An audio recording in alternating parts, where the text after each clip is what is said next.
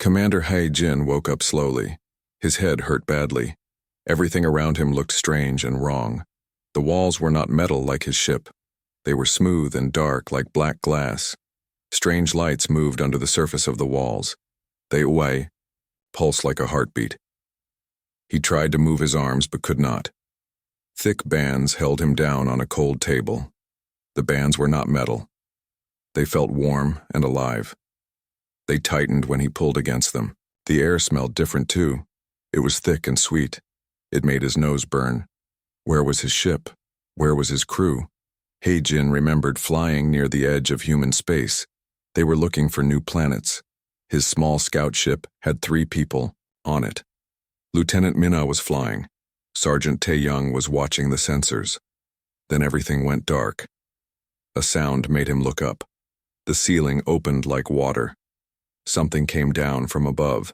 It was tall and thin, much taller than any human. Its body moved like a snake, but it stood on 2 legs. Its skin was covered in small crystal pieces.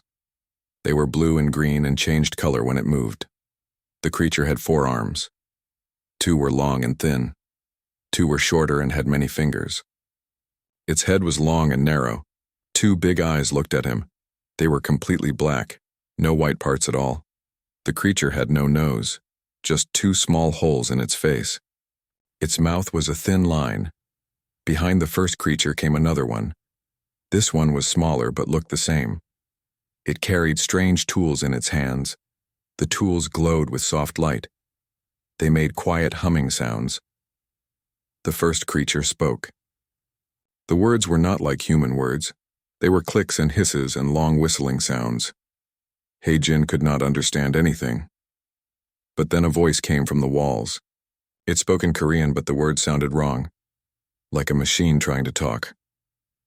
"The specimen is awake," the voice said. "Begin the first examination."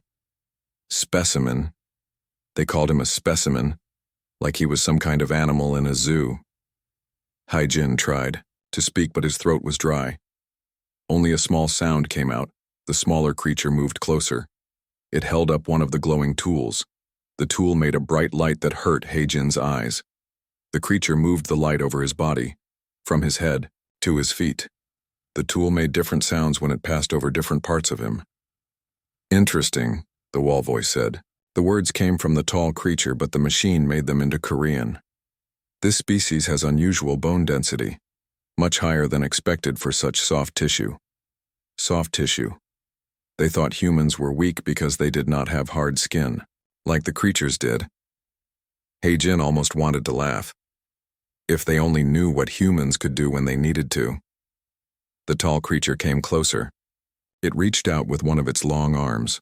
Its fingers were very thin and cold. They touched Jin's face. He tried to pull away, but the bands held him still. The creature's fingers felt like ice. They left wet marks on his skin. "The specimen shows fear response," the tall creature said. "Heart rate increased, breathing changed, muscle tension higher. Standard reaction for captured prey species." Prey species. Now Jin was angry. These creatures thought humans were just animals, to be hunted. They had no idea what they had done. Taking a human military officer was not like catching some scared animal. More creatures came into the room. They were all tall and covered in crystal scales. Some carried more tools. Others just watched. They spoke to each other in their click language. Sometimes they pointed at Jin, like doctors talking about a sick patient. One creature had different colored scales. They were darker blue and silver. This one seemed to be in charge. When it spoke, the others stopped talking and listened. The wall voice translated its words. "I am Research Director Yultes. You are now a subject for scientific study. Your cooperation will make this easier for you. Resistance will only cause pain." Jin found his voice. It was rough and quiet, but he could speak. "My name is Commander Jin of the Human Colonial Defense Force. You have committed an act of war. By capturing me." The creatures looked at each other. Some made sounds that might have been laughter. The research director moved closer. Its black eyes looked down at Jin. "You speak of war," it said through the translator. "What war could your kind make against As you have no natural weapons, no armor, no claws or poison. You are soft and weak. A child of our species could break you. You know nothing about humans, Heijin said. His voice was getting stronger. You have made a very bad mistake. More laughter sounds from the creatures.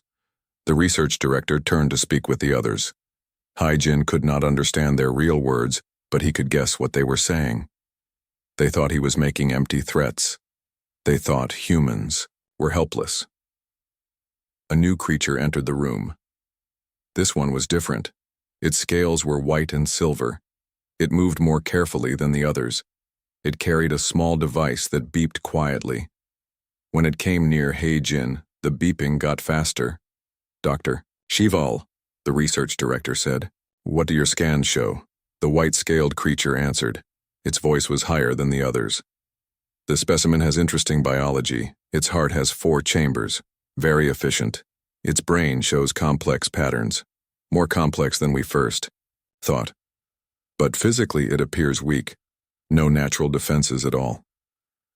Dr. Shival moved around the table, looking at Heijin from all sides. Its device kept beeping, sometimes fast, sometimes slow. It stopped near Heijin's right arm.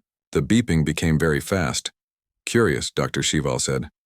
There are old injury marks here, scars from what looks like combat damage, but they have healed very well, better than should be possible for such fragile tissue. The doctor pointed. Its device at other parts of Heijin's body. More fast beeping. More scars here and here. This specimen has survived significant trauma multiple times. How is this possible for such a weak species? Research Director Yulthes seemed interested now. Perhaps this individual is unusual for its kind, a mutation or genetic defect that made it stronger. Heijin wanted to tell them the truth. Every human soldier had scars. Every human who served in space had faced danger. But he stayed quiet. Let them think he was special. Let them underestimate what humans really were. We will study this specimen carefully, the research director said. If it has unusual capabilities, we must understand them. Begin with basic physical tests, then move to more detailed examination. The creatures began to leave the room. Only Dr. Shival stayed behind. It continued to scan Heijin with its device. The beeping never stopped. Do not fear, the doctor said quietly. I will learn all your secrets, every detail of how your body works. It will help us understand your entire species when we find more of you. When we find more of you. They plan to capture other humans. They thought they had found a new species to study and use. Heijin closed his eyes and tried to stay calm. His training had prepared him for capture, for interrogation, but not for this, not for being treated like an animal. He thought about his crew. Were Minna and Taeyong still alive? Were they captured too, or had they escaped? Someone needed to warn Earth about these creatures, about their ships and weapons and plans. The room became quiet, only the soft humming of the strange lights in the walls. Heijin tested the bands holding him down. They were strong, but he had not really tried to break them yet. Not with full strength. These creatures had no idea what human muscles could do when pushed to the limit. They called him soft, called him weak, called him prey. Soon they would learn how wrong they were, but not yet. First he needed to watch and listen and learn. Learn about their ship and their technology and their weaknesses. Every species had weaknesses. Even these, tall crystal-covered creatures. He just had to find them. The lights in the walls pulsed slower now, like the ship was resting. Or maybe like a heart beating more slowly. Heijin wondered if the ship itself was alive somehow. That would explain the strange organic feeling of everything around him. He closed his eyes and tried to remember his training. Stay calm, stay alert, wait for the right moment. And when that moment came, show these creatures exactly what humans were capable of. They thought they had captured prey. Instead, they had taken a predator. Soon, they would understand the difference. 3 days had passed since Heijin woke up on the alien ship. The creatures had moved him to a different room. This one was bigger and had more machines. Strange devices lined the walls. They hummed and beeped and flashed with colored lights. Dr. Shival came to see him every day, sometimes alone, sometimes with helpers. Today a smaller creature followed behind the doctor. This one had green and yellow scales. It carried a tablet that glowed with alien writing. "I am assistant researcher Kex Mira," the small creature said, through the wall translator. "I will help record your responses to our tests." Haijin said nothing. He had learned it was better to stay quiet and watch. The aliens talked more when they thought he was not listening. They had already told him many useful things about their ship and their people. Dr. Shival moved to a machine near the wall. It had many arms with different tools attached. The doctor touched controls, and the machine came to life. One arm reached toward Haijin. At the end was a metal grip device. "We will test your physical strength first," Dr. Shival said. "Grab this device and squeeze as hard as you can. The machine will measure your grip force." The bands holding Haijin down loosened around his right arm, just enough to let him reach the grip device. He looked at it carefully. It was made of some kind of metal that looked very strong.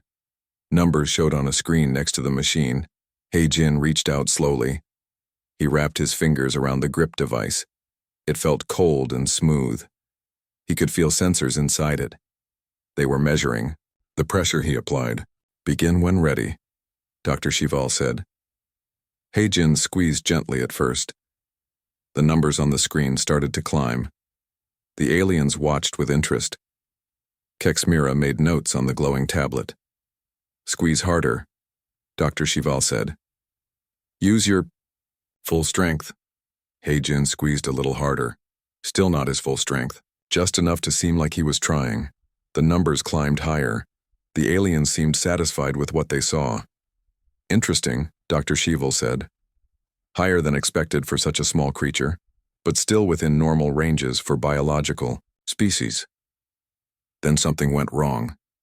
The grip device made a cracking sound. The numbers on the screen jumped very high. Then the screen went blank. Sparks came from inside the machine. Dr. Shival rushed to check the machine. Kex Mira dropped the tablet and ran to help. They spoke quickly in their click language. The wall translator could not keep up with their fast words. "What happened?" Dr. Shival asked after checking the machine. "I just squeezed like you said," Haijin replied. He tried to sound confused and innocent. The doctor looked at the broken machine, then at Haijin, then back at the machine. "The grip device is made of reinforced titanium composite. It should handle pressure up to 800 kilograms. You broke it." Haijin shrugged. Maybe it was already damaged, but he could see doubt in the doctor's black eyes. The alien was starting to wonder if humans were stronger than they looked. Over the next few hours they ran more tests. A machine tested how fast Haijin could move his hand. He moved slowly and carefully, but even holding back, his reflexes were much faster than the aliens expected. Another machine tested his endurance. It measured his heart rate and breathing while he did simple exercises. The aliens expected him to get tired quickly. Instead, his body stayed strong and steady for much longer than their computers predicted. "This is very unusual," Dr. Shival said to Kex Mira. They thought Haijin could not hear them when they moved to the far side of the room. But human hearing was better than they knew. "The specimen shows capabilities beyond what we predicted," Kex Mira replied. "Its bone density is much higher than scans showed. Its muscle fibers are more efficient than any species in our database." "Perhaps we made errors in our initial assessment," Dr. Shival said. "This species may be more developed than we thought." They came back to run more tests. This time they were more careful.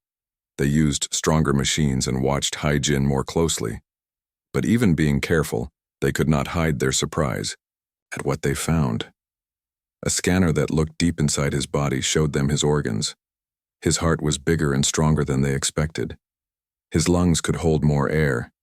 His bones were dense and hard, like they were made for fighting and surviving. "Your species has very efficient biology," Dr. Shival said. "Tell me, what is your homeworld like? Does it have high gravity, dangerous predators, harsh conditions?" Haijin thought carefully before answering. "Earth has many different environments. Some are peaceful, Others are dangerous. Humans learn to adapt. Adapt, the doctor repeated. Yes, that would explain much. A species that survived by adapting to threats would develop strong survival traits. But Hai-Jin could see the doctor was still confused. Earth was not more dangerous than many worlds. The real reason humans were strong was different. It was because they never stopped fighting, never stopped competing, never stopped pushing themselves to be better. For millions of years, humans had fought wars. They had struggled against nature and each other and anything that threatened them. That struggle had made them into something that looked soft, but was actually very hard to kill.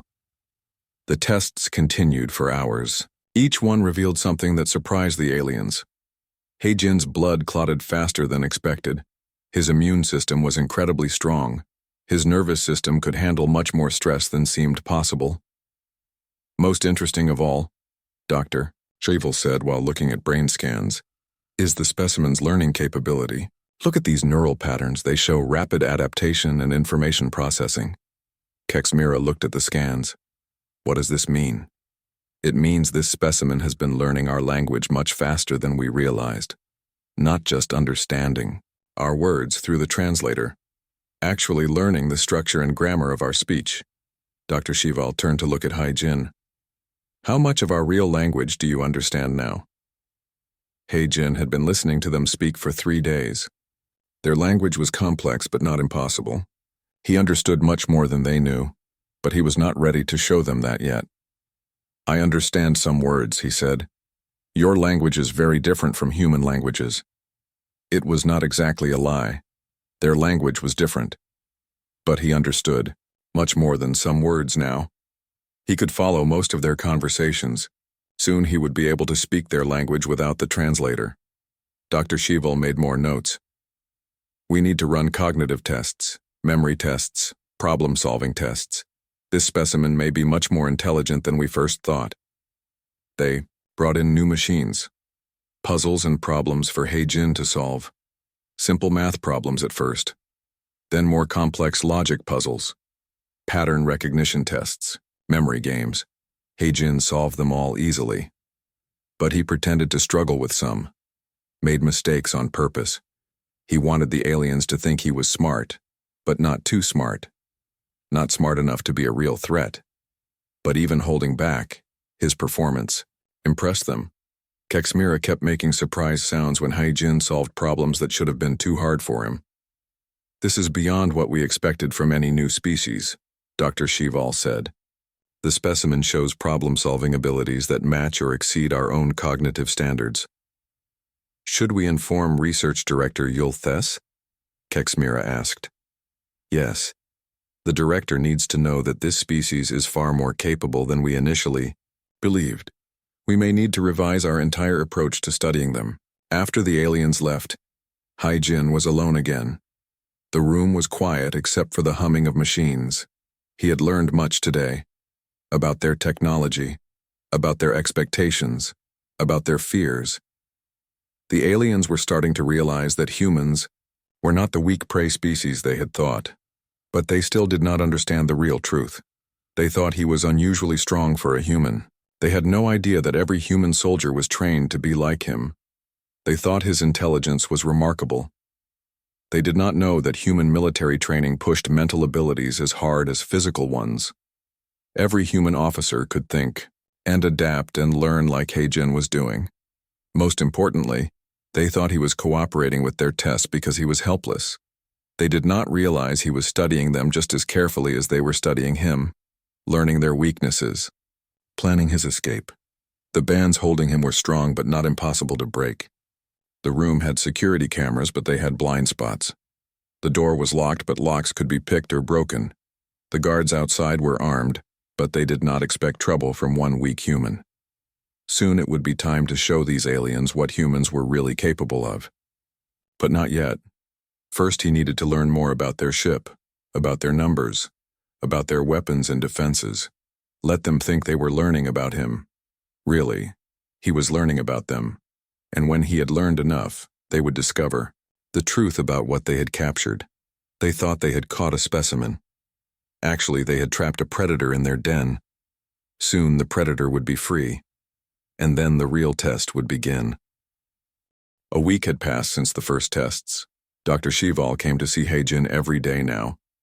The alien scientist was becoming obsessed with understanding how humans worked. Each test revealed new surprises that did not match what they expected. Today was different. More aliens came into the room than usual. Research Director Yulthes was there. So was a new creature with red and black scales. This one wore what looked like armor and carried weapons. "This is Security Chief Mordak," Dr. Shival said. The director wanted him to observe today's tests. He-Jin looked at the security chief. The alien was bigger than the others. Its movements were careful and controlled. Like a soldier. Its black eyes watched everything in the room. This one would be dangerous in a fight. "What tests are you running today?" Security Chief Mordak asked. "We are going to trigger the specimen's stress response system," Dr. Shival replied. "Our scans show it has unusual glands that produce chemicals during times of danger. We want to see what happens when those chemicals are released." He-Jin felt cold inside. They were going to trigger his adrenaline response. If they did that, his body would change. His strength would increase. His speed would improve. His thinking would become faster and sharper. They would see what humans were really capable of. He had to stay calm, had to control his body's responses. But that would be very hard when they started the test. Dr. Shival moved to a new machine. This one had a long needle attached to a tube. "We will inject a synthetic hormone that should activate your stress response. It will not harm you permanently, but you may feel uncomfortable." The needle moved toward He-Jin's arm. He wanted to pull away, but the bands held him still. The needle was sharp and cold. It pushed through his skin easily. He felt liquid flowing into his bloodstream. At first, nothing happened. Then his heart started beating faster. His breathing got deeper. Heat spread through his muscles. The synthetic hormone was working. His body thought it was in danger. The machines around the room started beeping faster. Numbers on screens began climbing. The aliens watched with great interest. They had no idea what they were about to see. He-Jin felt his strength growing. The bands around his arms and legs felt looser. Not because they had changed, but because his muscles were getting bigger and stronger. His vision became sharper. Sounds became clearer. Every sense was getting better. "Remarkable," Dr. Shival said while watching the monitors. "Heart rate is increasing beyond safe levels for most species, but the specimen shows no signs of distress." "Look at the muscle readings," Keksamira said. "Fiber density is increasing. Nerve response time is getting faster. How is this possible?" He-Jin gritted his teeth. The adrenaline was making him want to move, want to fight, want to break free, and show these aliens what humans could do when threatened. But he forced himself to stay still. Security Chief Mordak moved closer to the table. "The specimen's behavior is changing. Look at its eyes. It is becoming more alert, more focused." "Yes," Dr. Shival said. "The stress response is making it into a different creature, more dangerous. We should be very careful." But they were not careful enough. The synthetic hormone was stronger than natural adrenaline. He-Jin's body was responding more than it should. The bands around his wrists were starting to stretch. Small cracks appeared in the material. "Director," Security Chief Mordak said, "I recommend we end this test. The restraints are showing stress fractures." Research Director Yulthes looked at the monitors. All the numbers were climbing higher. "Continue the test. We need to see the maximum response. Increase security protocols if needed." More guards came into the room. They carried energy weapons that glowed with blue light. They spread out around the table where He-Jin was held. 8 aliens now surrounded him, all armed and ready for trouble. The synthetic hormone reached its peak effect. He-Jin felt like his body was on fire. Every muscle was ready to explode into action. His heart was beating so fast it should have been dangerous. But he felt better than ever, stronger than ever. The band around his right wrist made a snapping sound. A crack appeared in the material. The alien saw it too. "Fascinating," Dr. Shival said. "The specimen is actually breaking free of restraints designed to hold creatures 3 times its size." How is that possible? Research Director Yulthes asked. I am beginning to understand, Dr. Shival replied. This species has evolved an emergency response system unlike anything we have seen.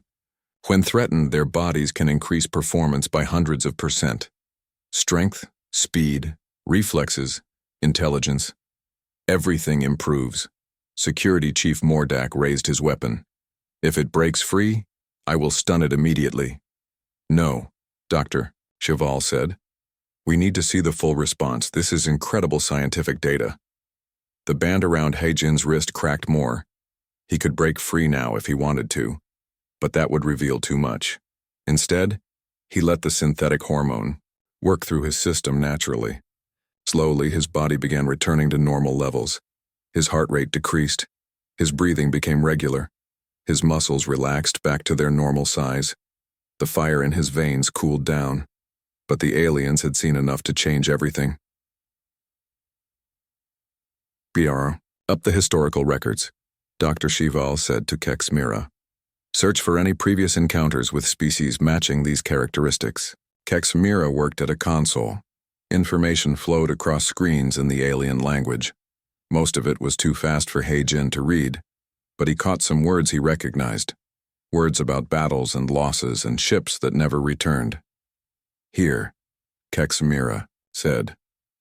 3 reports from different exploration fleets, all describe encounters with species that showed similar adaptive responses to threat. Dr. Shival read the reports quickly. Her scales changed color as she read, from blue-green to darker blue, a sign of worry or fear. What do the reports say? Research Director Yulthes asked. The first report is from Commander Zeltar's fleet. They encountered a species with soft skin and no natural weapons. The commander decided to capture specimens for study. His ships were destroyed, no survivors. The second report is similar. Captain Yulfen found what appeared to be a primitive species, weak and helpless. When his crews tried to capture them, the creatures fought back with incredible ferocity. 2 ships were lost before the survivors escaped. The third report is the most detailed. Fleet Admiral Coxmere spent months studying a species that matched these characteristics exactly. He noted their ability to increase physical performance under stress. He called them soft predators because they looked harmless but were incredibly dangerous when threatened. The room became very quiet. All the aliens were thinking about what this meant. They were not the first to capture a human. Others had tried before. And those others had paid a terrible price. What happened to Fleet Admiral Coxmere? Security Chief Mordak asked. His final transmission was a warning. Dr. Shival read. He said, "We thought we had found prey. Instead, we found hunters. If any of our people encounter this species again, approach with extreme caution. They are not what they appear to be." Research Director Yulthes looked at Heijin with new understanding. You are not just a random member of your species, are you? You are a warrior, a soldier. Heijin met the alien's gaze steadily. I am Commander Heijin of the Human Colonial Defense Force. I have told you this from the beginning. But we thought it was just a title. We did not realize your entire species produces warriors like you. Not all humans are soldiers, Heijin said. But all humans can become soldiers when they need to. When we are threatened, we adapt. We survive. We fight back. Dr. Shival was still reading the old reports. The records say these creatures never surrender. Even when facing certain death, they continue fighting. They use intelligence and tactics as much as physical strength. They also say, Kexmira added, that capturing one brings the attention of many others. This species does not abandon their own. Security Chief Mordak stepped forward. Are you saying that other humans will come looking for this one? Heijin smiled. It was not a friendly smile.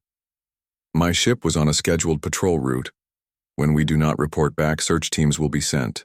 They will track my ship's last known position. They will find traces of your technology. And then they will come looking. How many will come? Research Director Yulthes asked. As many as it takes, Heijin replied. Humans do not leave their people behind. Ever. The aliens looked at each other with growing concern.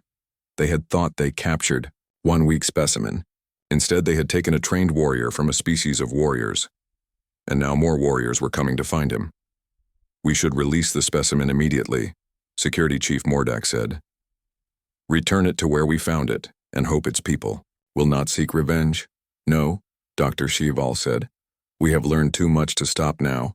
This species could be the key to understanding biological adaptation. We cannot give up this opportunity." "The opportunity may cost us our lives," Security Chief Mordak replied. Research Director Yulthes raised a hand for silence.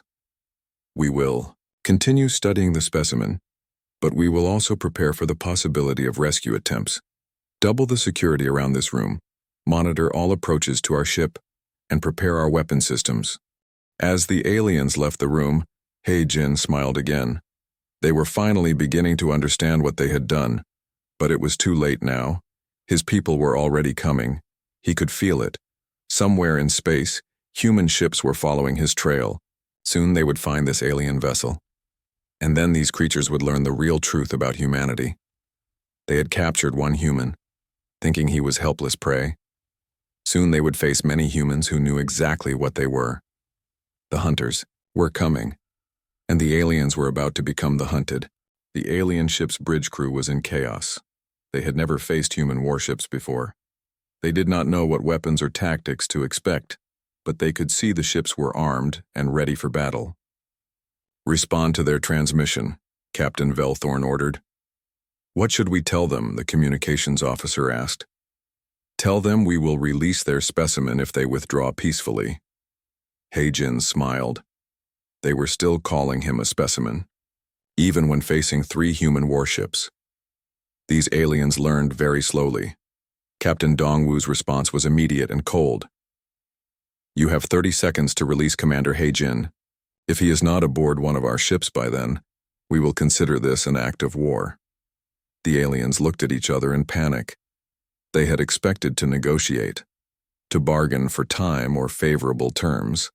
They did not understand that humans did not negotiate when their people were in danger. "We cannot release the specimen," Captain Velthorn said. "It is too valuable for scientific study." 20 seconds, Captain Dongwu replied. He-Jin decided it was time to help his rescuers. He activated the ship's internal communication system and spoke in Korean. His voice carried to every part of the alien vessel. "This is Commander He-Jin to all human ships. I am free and moving toward the alien ship's docking bay. Recommend immediate boarding action. These aliens have committed acts of war against humanity." The effect was immediate. The aliens realized their prisoner was not only free but could communicate with the attacking ships. He was coordinating his rescue from inside their own vessel. 10 seconds, Captain Dongwu announced. Captain Velthorn looked around the bridge at his frightened crew. They had made a terrible mistake. They had captured not just any human, but a human military officer. And now his people had come to take him back. "Surrender," He-Jin called, out in the alien language. "Release me and maybe my people will let you live." But it was too late for surrender. Captain Dongwu's deadline had passed. The human warships opened fire. The real battle was about to begin. The human warships fired with precision that shocked the aliens. Instead of trying to destroy the research vessel, they targeted specific systems. Weapons arrays exploded in bright flashes. Engine nacelles went dark. Communication arrays crumbled into twisted metal. Captain Velthorn gripped the arms of his command chair as his ship shuddered under the attack. "Return fire," he ordered. "Weapon systems are offline," his tactical officer reported. "They hit our primary weapon banks in the first salvo." "Engines are damaged," another officer called out. "We cannot maneuver or escape. Communications are down. We cannot call for help." The aliens stared at their screens in disbelief. 3 smaller ships had disabled their much larger vessel in less than 2 minutes. The attackers had known exactly where to hit for maximum effect with minimum damage. Captain Dongwu's voice came through the ship's emergency communication system. "Alien vessel, your weapons and engines are disabled. Prepare to be boarded. Any resistance will be met with overwhelming force." Hai-Jin was making his way through the corridors toward the docking bay. The ship's artificial gravity flickered, on and off as power systems failed. Emergency lights cast strange shadows on the walls. Alien crew members ran past him without recognizing who he was in the chaos. He reached the main docking bay just as the first human boarding craft attached to the hull. The sound of cutting tools echoed through the metal walls. His rescuers were burning through the alien ship's armor like it was paper. A section of the wall glowed red-hot and then fell inward. Armored figures stepped through the opening. Human Marines in full combat gear. Their weapons were raised and ready. Their movements were swift and coordinated. Lieutenant Su-Jin led the boarding party. Hai-Jin recognized her immediately despite the combat helmet covering her face. They had served together on 3 different ships. She was one of the best tactical officers in the fleet. "Commander Hai-Jin," she called out when she saw him. "Are you injured?" "I am fine," he replied. "But we need to secure this ship quickly. The aliens have valuable intelligence about human capabilities. They also have records of previous encounters with our species." Lieutenant Su-Jin nodded and signaled her Marines to spread out. "Secure all exits. Non-lethal force only, unless fired upon. We want prisoners for questioning." More human soldiers poured through the breach in the hull. They moved like a well-trained machine. Each Marine knew their job and did it without hesitation. Within minutes, they had control of the entire docking. Bay alien crew members began surrendering. They dropped their weapons and raised their forearms in submission. The humans they faced looked smaller than the aliens but moved with deadly efficiency. Their weapons and armor were clearly superior to anything the aliens possessed. Captain Dong-Wu came through the breach with the second wave of boarders. His uniform was clean and pressed despite the combat situation. He looked exactly like what he was, a professional military officer who had come to retrieve one of his people. "Good to see you alive, Hai-Jin," Captain Dong-Wu said. "When your ship missed its scheduled check-in, we knew something had happened." "How did you find me so quickly?" Hai-Jin asked. "Your scout ship had an emergency beacon. It activated when you were captured. We followed the signal trail through hyperspace. Led us right to the ship."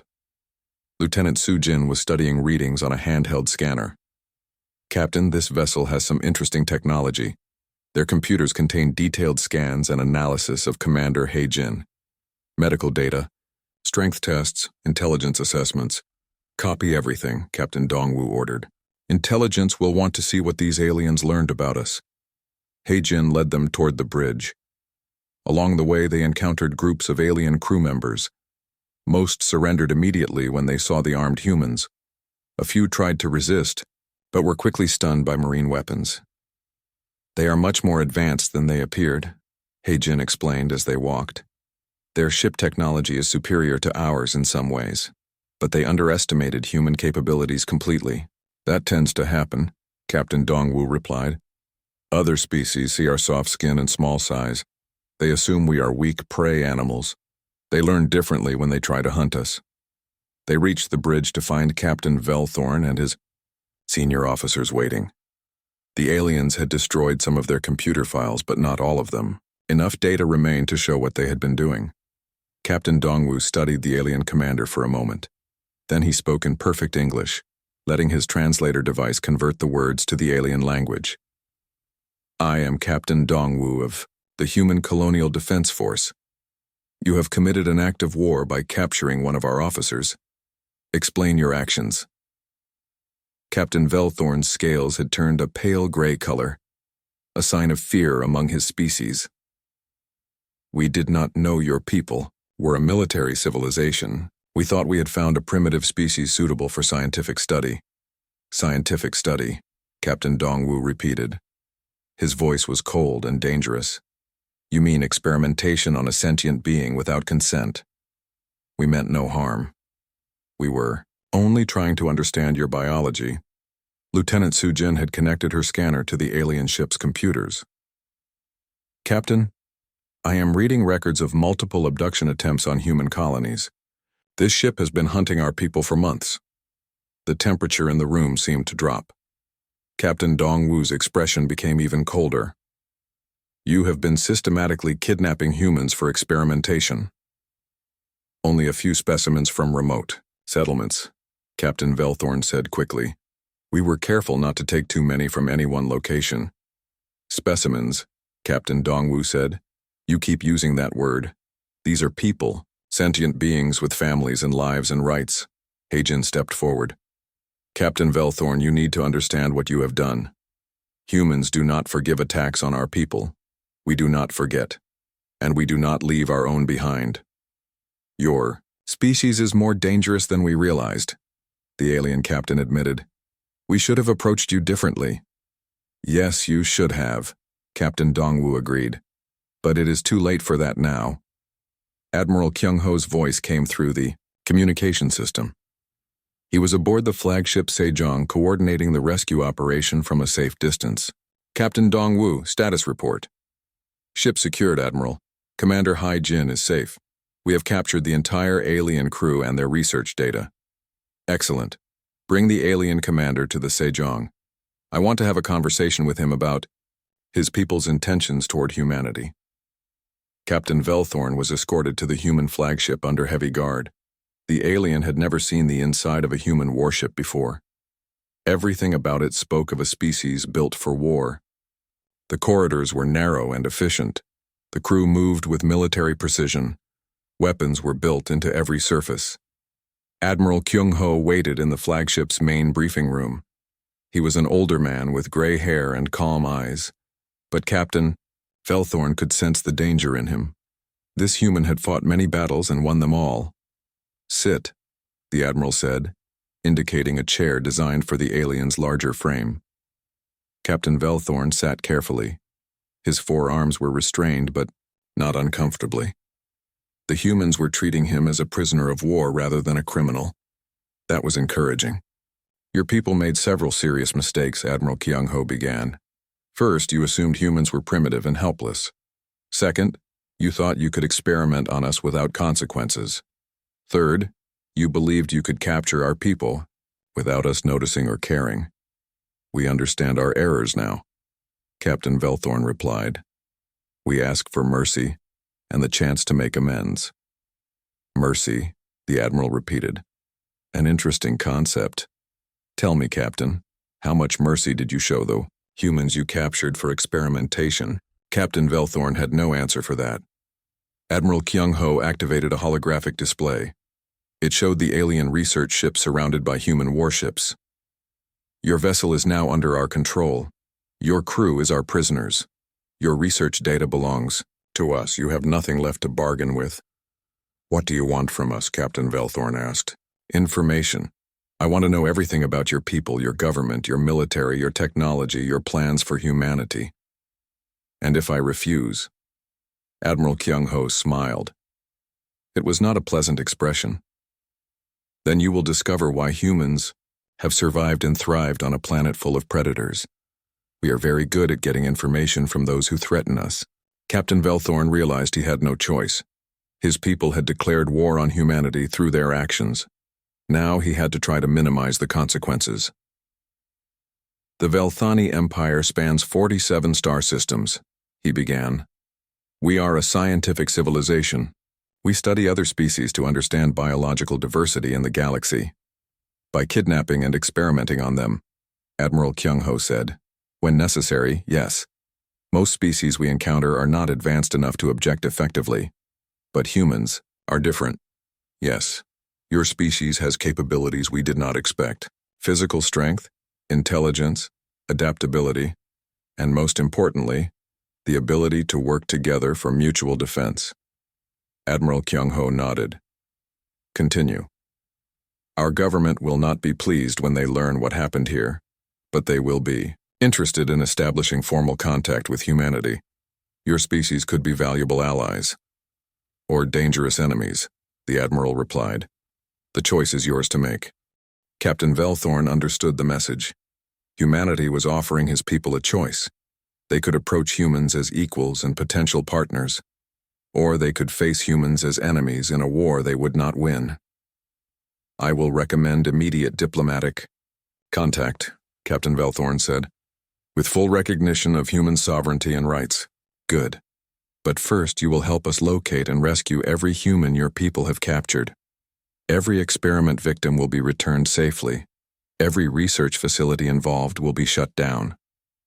That may be difficult to arrange.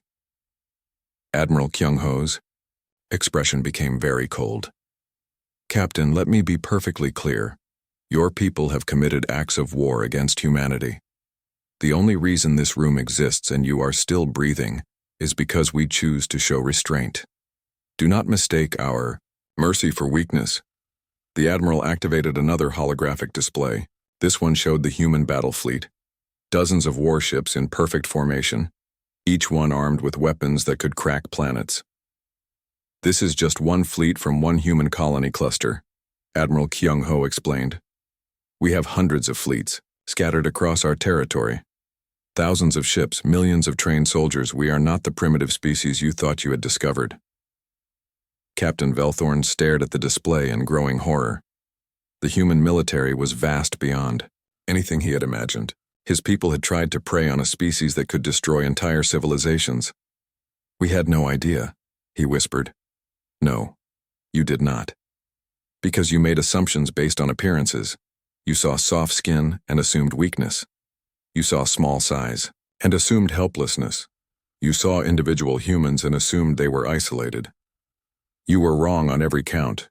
Humans are strong because we had to be. We are intelligent because survival demanded it. And we are never isolated because we never abandon our own. Admiral Kyung-ho leaned forward. Your people have a choice to make, Captain.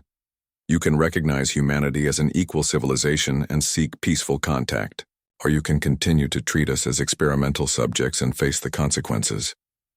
What consequences? Captain Velthorn asked, though he dreaded the answer. Complete destruction of your civilization, Admiral Kyung-ho said matter-of-factly. We have done it before when necessary.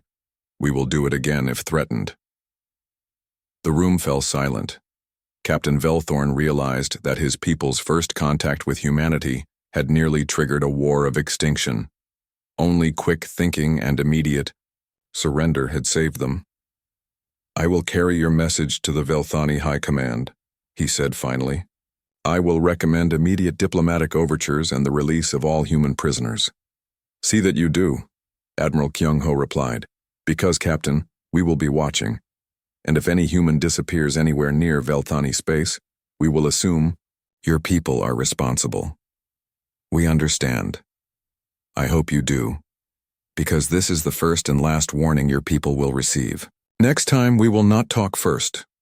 Admiral Kyung-ho stood up. The meeting was over. Commander Haejin will be returned to his duties.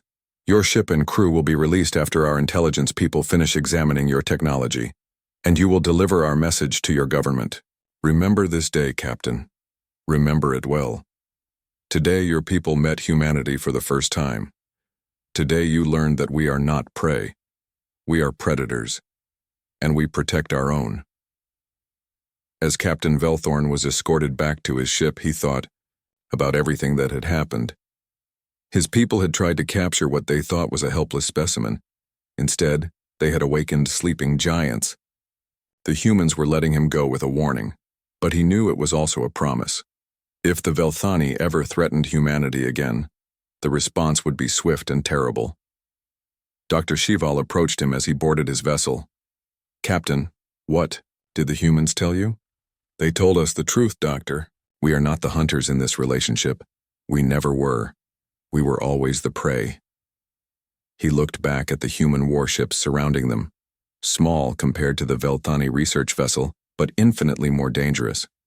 Send a message to the High Command, he ordered. Immediate priority. Tell them we have made contact with a species that makes our ancestors' worst nightmares look like pleasant dreams. What should the message say? Dr. Shival asked. Tell them we thought we had captured a specimen. Instead, we captured a warrior from a civilization of warriors. Tell them we were the first to capture a human. And if we are wise, we will be the last to ever touch one without permission and fear. The human ships released their grip on the alien vessel. Captain Dongwoo's voice came over the communication system one final time.